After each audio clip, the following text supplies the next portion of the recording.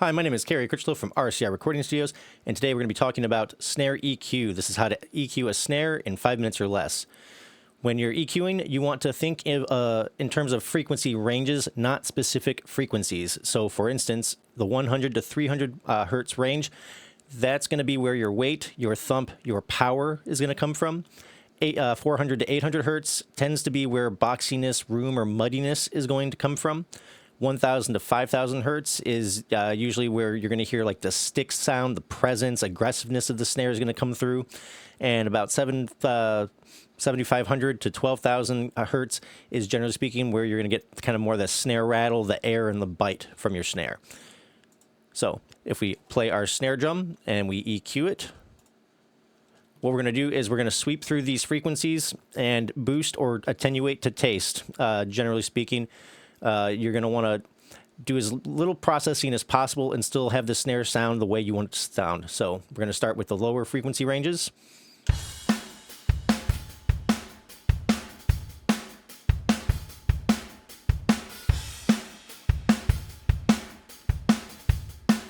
Okay, adding a little bit of weight and thump.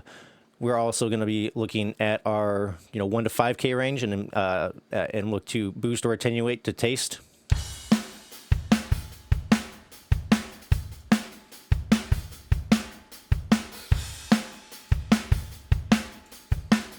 And then finally, we're going to be looking at our 7.5 to 12K range.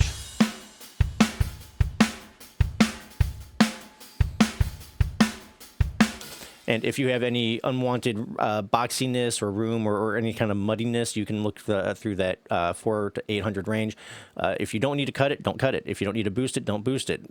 This is all to taste, and you're looking for the various frequencies that feel right when you boost or attenuate them.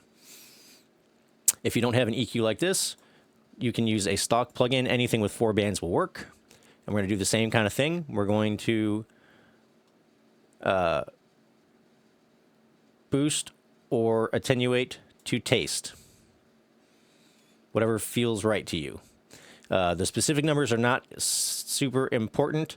It's more just realizing that, or just getting the feel that you want, right?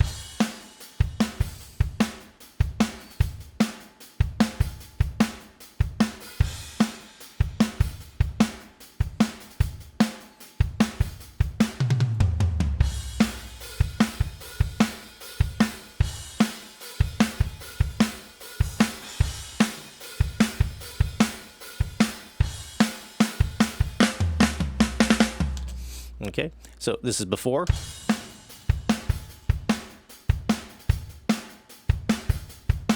This is after.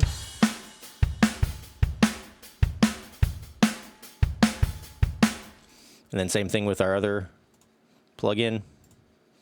Before.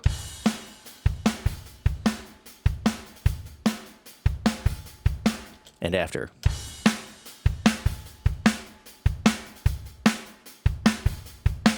Okay, all of this is done to taste, whatever feels right for you. It's going to be dependent on the music and the mix.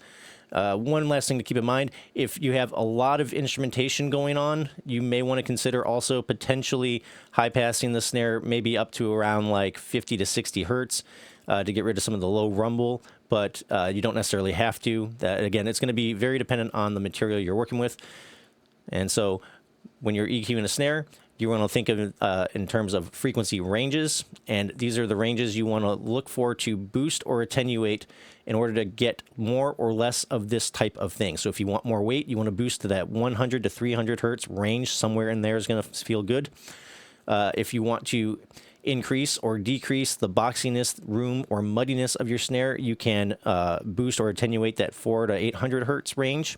If you want more stick, more presence, more aggressiveness, you can boost somewhere between that 1 and 5,000 hertz range. And if you want more or less of the snare rattle, the air, or the bite, you can boost or attenuate the 7,500 to 12,000 range.